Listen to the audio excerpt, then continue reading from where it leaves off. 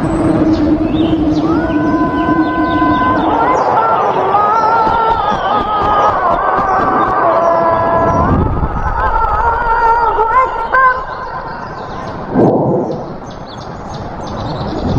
أن لا إله إلا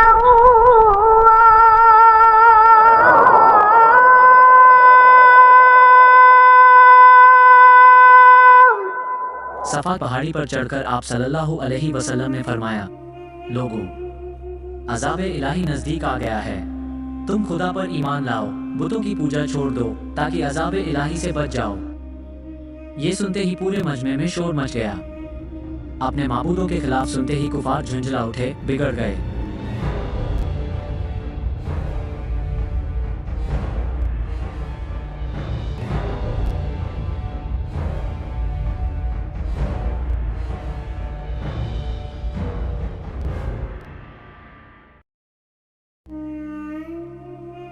بسم اللہ الرحمن الرحیم۔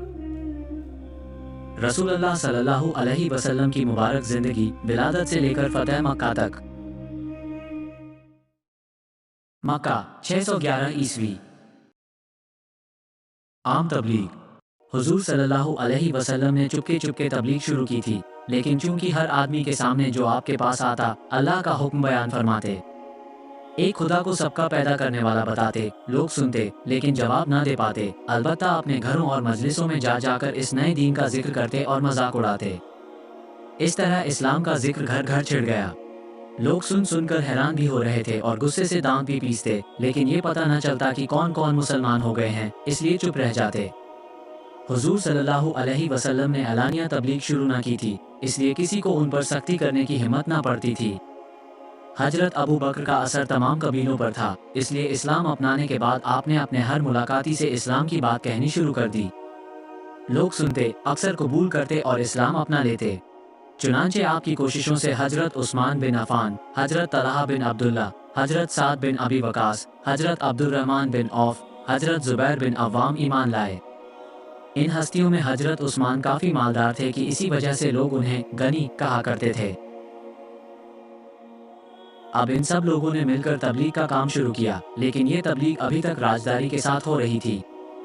پھر بھی ان تمام کوششوں کے نتیجے میں دھیرے دھیرے اسلام پھیلنے لگا۔ چنانچہ حضرت ابو عبیدہ بن جراح، حضرت ابو طلحہ، عبد الاسد بن ہلال، حضرت عثمان بن مجون، حضرت قدامہ بن مجون، حضرت سعید بن زید، حضرت فاطمہ، حضرت سعید بن زید کی بیوی وغیرہ بہت سے لوگ مسلمان ہو گئے۔ دھیرے دھیرے مسلمانوں کی تعداد بڑھنے لگی۔ ابھی تک سب لوگ مکہ کے سرداروں سے ڈرتے تھے، اس لیے اپنے اسلام کو چھپائے ہوئے تھے۔ نماز چھپ کر پڑھتے تھے، یا تو اپنے گھروں کے کمروں میں گھس کر نماز ادا کرتے تھے، یا پہاڑوں کے دروں اور غاروں میں جا کر نماز پڑھتے تھے۔ چونکہ ہر آدمی اپنے مسلمان ہونے کو چھپاتا تھا، اس لیے مسلمانوں کو بھی معلوم نہ تھا کہ کون کون سے لوگ مسلمان ہو چکے ہیں۔ کچھ دنوں کے بعد حضرت عمر، حضرت سعد بن ابی وقاص کے بھائی حضرت عبداللہ بن مسعود، حضرت عمار بن یاسر، حضرت خبیر بھی مسلمان ہو گئے۔ جو لوگ ابھی تک مسلمان ہوئے وہ اپنے اخلاق میں سب سے نمایاں تھے، لیکن مالدار بالکل نہ تھے، بلکہ اکثر تو غلام اور کنیجیں تھیں۔ اس وقت کے مسلمان نمازیں بھی چھپ چھپ کر پڑھتے تھے۔ حضور صلی اللہ علیہ وسلم اکثر پہاڑی دروں میں جا کر نماز پڑھا کرتے تھے، کبھی کبھی حضرت علی کو بھی ساتھ لے جاتے تھے اور اپنے ساتھ نماز پڑھاتے تھے۔ ایک دن حضور صلی اللہ علیہ وسلم حضرت علی کو ساتھ لے کر ایک درے میں پہنچے۔ نماز کا وقت ہو گیا تھا، دونوں نماز پڑھنے لگے۔ اتفاق سے حضرت علی کے چچا ابو طالب ادھر سے آ نکلے۔ ابو طالب کے ساتھ حضرت جعفر، حضرت علی کے بھائی بھی تھے۔ دونوں قریب کھڑے تھے، حیرت بھری نظروں سے حضور صلی اللہ علیہ وسلم اور حضرت علی کو نماز پڑھتے ہوئے دیکھنے لگے۔ کچھ دیر کے بعد ابو طالب نے حضرت جعفر سے کہا، حبل کی قسم، جس طریقے پر محمد نماز پڑھ رہے ہیں بڑا ہی دل لبھانے والا طریقہ ہے۔ جعفر، تو بھی اپنے چچیرے بھائی کے بازو میں کھڑا ہو جا۔ فوراً حضرت جعفر دوسری طرف کھڑے ہو گئے۔ نماز پڑھتے دیکھا تو حضور صلی اللہ علیہ وسلم نے فرمایا، جعفر، تم مسلمان ہو جاؤ۔ حضرت جعفر نے بھی اسلام اپنا لیا۔ حضور صلی اللہ علیہ وسلم نے دعا دی، اللہ تجھے جنت میں دو بازو دے جس سے تو فردوس میں اڑ سکے۔ اسی دن سے آپ کا نام جعفر تیار ہو گیا۔ جب آپ نماز پڑھ چکے تو آپ نے ابو طالب کو کھڑے دیکھا۔ आप सल्लल्लाहु अलैहि वसल्लम ने अपने चचा को सलाम किया। अबू तालिब ने पूछा, बेटे ये तुम क्या कर रहे हो? चचा, मैं नमाज पढ़ रहा था। अबू तालिब ने हैरान होकर पूछा, नमाज पढ़ रहे थे? तुम्हारे सामने तो कोई खुदा या बुत नहीं था। हुजूर सल्लल्लाहु अलैहि वसल्लम ने बताया, मैं बुतों को सामने रखकर नमाज नहीं पढ़ता। अबू तालिब ने पूछा, फिर किसकी नमाज पढ़ रहे थे? हुजूर सल्लल्लाहु अलैहि वसल्लम ने जवाब दिया, उस खुदा की जिसने सब कुछ पैदा किया है। अबू तालिब ने पूछा, नमाज का ये तरीका तुमने किससे सीखा? चचा, जिब्रील फरिश्ते से। आपको बहीरा राहिब का वाकया याद है? हाँ, याद है। मुझ पर वही नाजिल होनी शुरू हो गई है। अल्लाह ने मुझे पैगंबरी के लिए चुन लिया है। अबू तालिब ने कहा, तुम पर अल्लाह का क्या पैगाम नाजिल हुआ? आपने कुरान की तिलावत शुरू कर दी। अबू तालिब सुन रहे थे। उनके दिल पर इन आयतों का असर हो रहा था। बदन कांपने लगा था। जब हुजूर सल्लल्लाहु अलैहि वसल्लम खामोश हुए तो अबू तालिब ने पूछा, ये कौन सा मजहब है? आप सल्लल्लाहु अलैहि वसल्लम ने बताया, ये इब्राहिम का तरीका है। उन्हीं का दिया हुआ ये नाम इस्लाम है और इसके मानने वाले मुसलमान कहलाते हैं। अबू तालिब बोले, बेटे ये तो बड़ा अच्छा मजहब है। अल्लाह की इबादत का यह अच्छा तरीका है। हमें फख्र है कि हमारे खानदान में नबी पैदा हुआ। प्यारे बेटे, तुम्हारे दादा की पेशनगोई पूरी हुई। क्या तुम जानते हो वो पेशनगोई क्या थी? नहीं चचा, आप सल्लल्लाहु अलैहि वसल्लम ने कहा। मैं बताता हूँ। अबू तालिब बोले, जब तुम पैदा हुए थे तो तुम्हारे दादा ने तुम्हारा नाम मोहम्मद रखा था। लोगों ने एतराज़ किया कि आपने अपने पोते का नाम नया और निराला क्यों रखा? तो आपने कहा, इसलिए कि मेरा पोता दुनिया में सूरज बनकर चमकेगा। बेटे, अब जबकि तुम पर वही आने का सिलसिला शुरू हो चुका है और अल्लाह ने तुम्हें अपना रसूल बना लिया है, तो यकीनन तुम हिजाज के नहीं, अरब के नहीं, पूरी दुनिया के सूरज बनकर चमकोगे। अबू तालिब आपके चचा थे, सरपरस्त थे, बुजुर्ग थे। आपको उनके सामने जुबान खोलने की हिम्मत ना होती थी, लेकिन जब आप सल्लल्लाहु अलैहि वसल्लम ने अबू तालिब की बातें सुनी तो कहने की हिम्मत हुई। आप सल्लल्लाहु अलैहि वसल्लम ने फरमाया, चचा आप भी मुसलमान हो जाएं। अबू तालिब बोले, मेरा दिल तो चाहता है कि मैं मुसलमान हो जाऊं और तुम्हारे साथ खड़ा होकर नमाज पढ़ूं, अनदेखे खुदा को पूजूं, पर बाप दादा के मजहब को छोड़ते हुए शर्म आती है। जब लोग कहेंगे कि अपने भतीजे का धर्म अपना लिया तो क्या जवाब दूंगा? शर्म वगैरह से कट कट कर रह जाऊंगा। हाँ, मैं तुम्हारी मदद करते रहने का वायदा करता हूँ। मेरे जीते जी तुम्हें कोई आंख उठाकर नहीं देख सकता। मेरी तलवार उसके सर पर चमक जाएगी जो तुमको तकलीफ पहुंचाने का इरादा करेगा। हाँ, अली और जाफर को मैंने इजाज़त दी। ये दोनों तुम्हारे मजहब में रहेंगे। अबू तालिब ने हजरत अली से कहा, बेटा तुम मोहम्मद सल्लल्लाहु अलैहि वसल्लम का साथ ना छोड़ना। जो मजहब तुमने अपनाया है जिंदगी भर उसका साथ देना। हुजूर सल्लल्लाहु अलैहि वसल्लम ने अबू तालिब का शुक्रिया अदा किया। अबू तालिब घर चले गए। हुजूर सल्लल्लाहु अलैहि वसल्लम अली और जाफर को लेकर अपने मकान पर आ गए। अबू तालिब की इस हिमायत के वायदे से हुजूर सल्लल्लाहु अलैहि वसल्लम बहुत खुश थे। सफ़ा पहाड़ी पर इस्लाम की दावत। कुछ दिनों के बाद हुजूर सल्लल्लाहु अलैहि वसल्लम सफ़ा पहाड़ी पर चढ़ गए और ऊंची आवाज़ से एक एक कबीले का नाम लेकर पुकारना शुरू किया। हुजूर सल्लल्लाहु अलैहि वसल्लम की आवाज़ सुनते ही तमाम कबीलों के सरदार, रईस, अमीर, गरीब जमा हो गए। अरब में तरीका था कि जब किसी को कुछ कहना होता तो किसी ऊंची जगह पर चढ़कर लोगों को बुलाता। जब सब आ जाते तो जो कुछ कहना होता कह देता। हुजूर सल्लल्लाहु अलैहि वसल्लम ने भी सफ़ा पहाड़ी पर चढ़कर मक्का वालों को बुलाया। जब करीब करीब सब लोग आ गए तो आप सल्लल्लाहु अलैहि वसल्लम ने पूछा, लोगों तुम मुझे क्या समझते हो? हर तरफ से आवाज़ें आईं, आप अमीन हैं, कभी आपने खियानत नहीं की, आप सादिक हैं, कभी आप झूठ नहीं बोले। आप सल्लल्लाहु अलैहि वसल्लम ने फरमाया, अगर मैं तुम्हें ये खबर दूं कि सुबह को या शाम को दुश्मन का हमला होने वाला है तो क्या तुम मुझको सच्चा जानोगे? सब ने एक जुबान होकर कहा, बेशक सच्चा जानेंगे, क्योंकि हमने आपको हमेशा बात का सच्चा पाया है।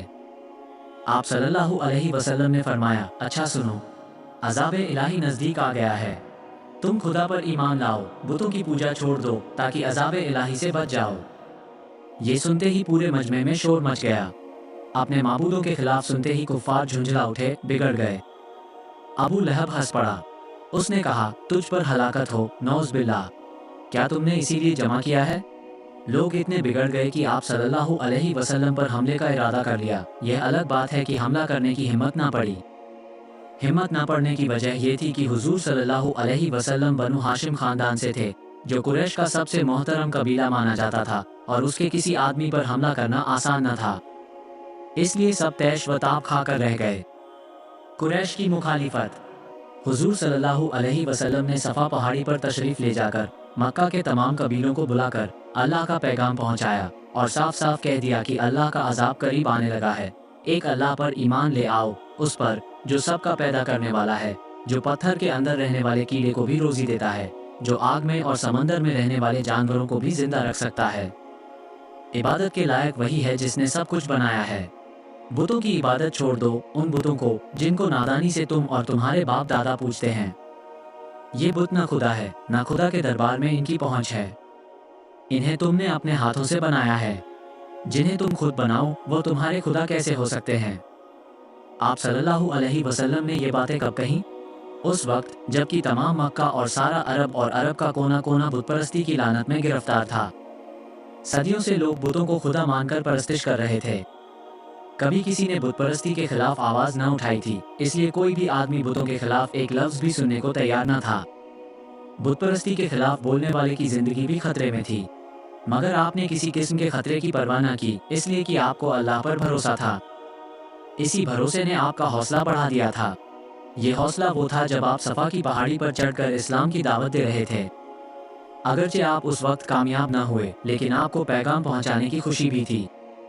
अब मुसलमानों की तादाद बढ़कर 40 हो गई थी, इसलिए आप और आपके साथी सभी इस्लाम की तबलीग में लग गए।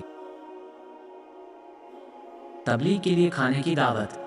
एक दिन आप सल्लल्लाहु अलैहि वसल्लम ने हजरत अली रज़ियल्लाहु अन्हु से कहा कि दावत का सामान करो और तमाम करीबी रिश्तेदारों को बुला लाओ।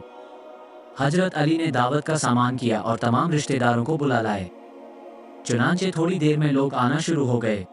अब्बास, हमजा, अबू लहब, अबू जहल, अबू तालिब, वलीद और बहुत से लोग आए। सबके सामने खाना चुना गया। सब ने इत्मीनान से खाया। जब खाना खा चुके तो हुजूर सल्लल्लाहु अलैहि वसल्लम खड़े हुए और आपने फरमाया, मेरे बुजुर्गों, जो कुछ मैं कहूँ उसे ठंडे दिल से सुनो और उस पर गौर करो। ये ख्याल न करो कि मेरी ये बातें तुम्हारे मजहब के खिलाफ पड़ रही हैं या नहीं।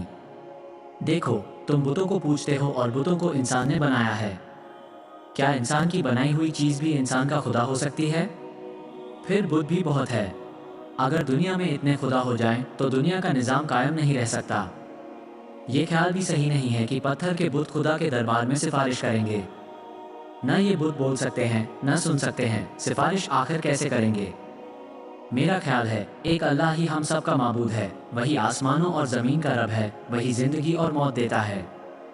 लोगों, तुम बहुत दिनों तक गुमराही के गड़े में पड़े रहें, बहुत सो चुके, अब उठो, गुमराही से निकलो और एक खुदा की इबादत करो। तमाम लोग पूरे ध्यान के साथ हुजूर सल्लल्लाहु अलैहि वसल्लम की बातें सुन रहे थे।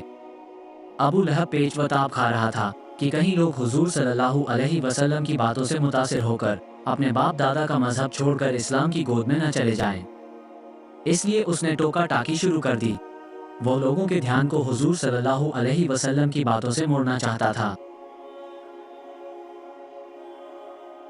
चुनांचे ऐसा ही हुआ, लोगों की तवज्जो हट गई। फिर अबू लहब उठ खड़ा हुआ। लोग भी खड़े हो गए और एक एक दो दो करके जाने लगे। सबसे आखिर में अबू लहब गया।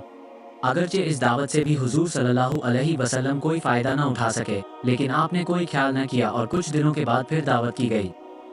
आपकी दावत में फिर सब लोग जमा हुए। फिर आप सल्लल्लाहु अलैहि वसल्लम ने वही तकरीर फरमाई। इस बार अबू लहब को गड़बड़ करने की हिम्मत न हुई, खामोश सुनता रहा। दूसरे लोग भी खामोशी से सुनते रहे। आखिर में आप सल्लल्लाहु अलैहि वसल्लम ने पूछा, कौन है मेरे इस नेक काम में मेरा मददगार? सब चुप रहे, कोई भी ना बोला। हजरत अली खड़े हुए। आपने फरमाया, हुजूर सल्लल्लाहु अलैहि वसल्लम, अगरचे मैं सबसे छोटा हूँ, कमज़ोर हूँ, मगर मैं आपका साथ दूंगा, अपनी ज़िंदगी की आखिरी सांस तक साथ दूंगा। अबू लहब हजरत अली की बातें सुनकर हंस पड़ा। उसने मजाक उड़ाते हुए कहा, मोहम्मद, अली तुम्हारा साथ देगा, अब तुम्हें किस बात का डर? हुजूर सल्लल्लाहु अलैहि वसल्लम ने कहा, तुम मजाक उड़ाते हो तो ठीक है, कुछ दिन और उड़ा लो, फिर खुद ही रोओगे और पछताओगे। आपने जोश में आकर कहा, सुनो और कान खोल कर सुनो, एक ना एक दिन पूरा अरब बुतों की पूजा छोड़ कर रहेगा और इस्लाम का सूरज चमक उठेगा।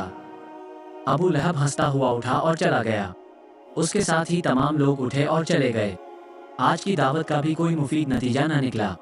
اب آپ صلی اللہ علیہ وسلم نے یہ طریقہ بنا لیا کہ جب نماز کا وقت ہوتا خانہ کعبہ میں جاتے اور نماز پڑھنے کے بعد بت پرستی کے خلاف زور شور سے واز فرماتے۔ اس سے کافروں میں غصہ پھیل گیا۔ ہر بت پرست آپ کا جانی دشمن ہو گیا۔ تمام قبیلوں نے مل کر ایک مجلس شورا بلائی اور یہ تجویز پاس کی کہ حضور صلی اللہ علیہ وسلم کو اور ان لوگوں کو جو مسلمان ہو گئے جتنی بھی تکلیفیں دی جا سکیں دو۔ چنانچہ حضور صلی اللہ علیہ وسلم پر سب سے پہلے سختیوں کی شروعات ہوئی۔ حضور صلی اللہ علیہ وسلم پر سختیوں کی شروعات۔ شروع میں بدماش گوکھرو کانٹے دار جھاڑ لاتے اور رات کو اس راستے پر بچھا دیتے جس سے حضور صلی اللہ علیہ وسلم گزرنے والے ہوتے۔ چونکہ آپ صلی اللہ علیہ وسلم کو گوکھرو تکلیف دیتے تھے، کانٹے دار جھاڑ دامنے مبارک سے الجھ جاتے، پر آپ صبر کرتے اور گوکھرو اٹھا کر کانٹے سمیت پھینک دیتے اور کبھی کسی سے شکایت نہ کرتے۔ عربوں کا خیال تھا کہ حضور صلی اللہ علیہ وسلم ان روز کی سختیوں سے تنگ آ کر بت پرستی کے خلاف جدوجہد بند کر دیں گے، لیکن آپ کیسے بند کر سکتے تھے؟ اللہ کا حکم نازل ہو چکا تھا کہ اعلانیہ تبلیغ کرو۔ آپ برابر تبلیغ کرتے رہے۔ شریر شیطانوں کو اس پر بڑا غصہ آیا۔ اب انہوں نے نہایت گھنونے طریقے اختیار کیے۔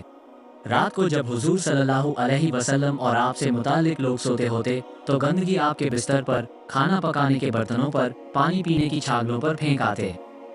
اس سے آپ صلی اللہ علیہ وسلم کو بڑی تکلیف ہوتی۔ ہر دن خود برتنوں کو صاف کرتے، کپڑے دھوتے، نہاتے، لیکن زبان سے کچھ نہ کہتے۔ جب عرصہ اسی طرح گزر گیا تو ایک دن اتنا کہا کہ اے بنو عبد مناف، یہ اچھا پڑوسی کا حق ادا کر رہے ہو؟ بھلا اس بات کا ان پر کیا اثر ہوتا؟ وہ برابر گندگی پھینکتے رہے اور حضور صلی اللہ علیہ وسلم کو حیران کرتے رہے۔ اب شریر بدماش اور گنڈے اور زیادہ گستاخ ہو گئے تھے۔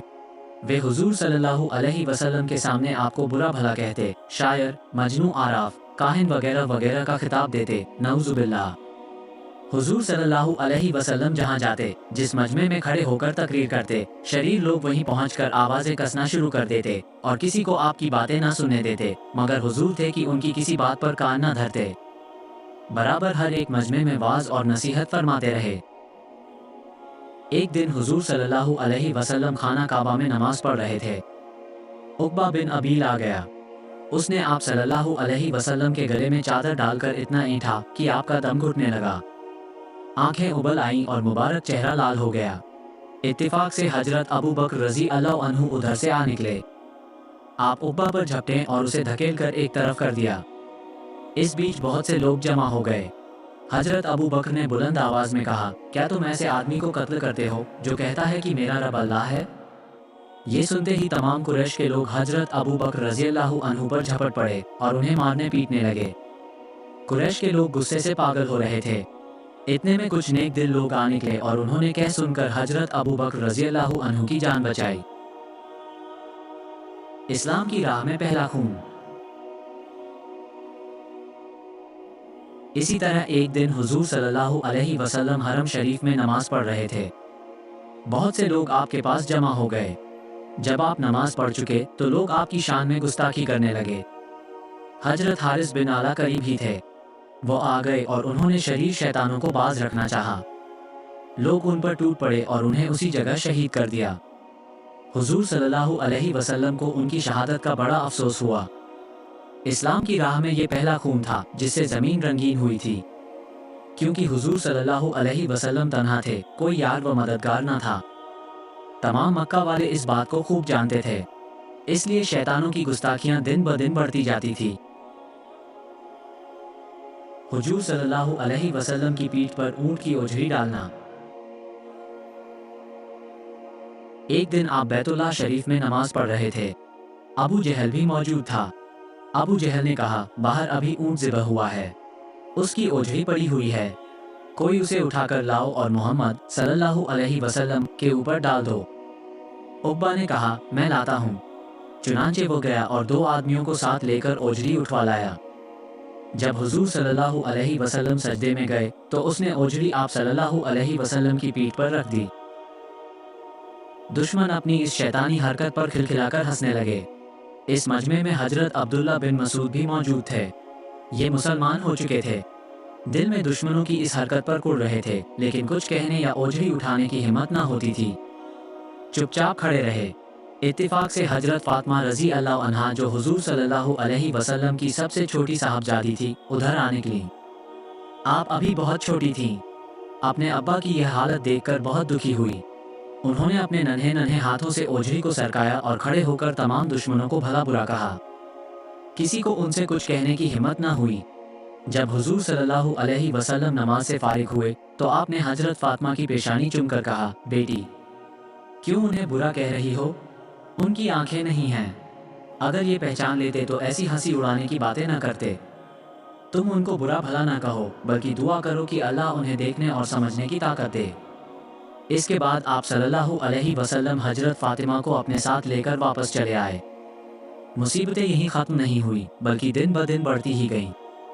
धीरे धीरे काफिरों को भी मालूम हो गया कि कौन कौन से लोग मुसलमान हो गए हैं।